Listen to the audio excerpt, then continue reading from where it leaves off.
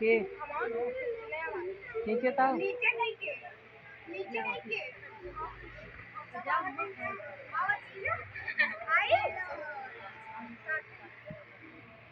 मंडळी हल्ली सगळीकडे बघायला मिळणारं बांबू प्लांट, त्याला लकी बांबू असं सुद्धा म्हणतात. ते तुम्ही अनेक घरांमधून किंवा ऑफिसेस मधून दुकानांच्या काउंटरवर सुद्धा पाहिलं असेल. पण हे बांबू प्लांट का लावलं जातं? हे बांबू प्लांट लावल्याने वास्तुशास्त्रानुसार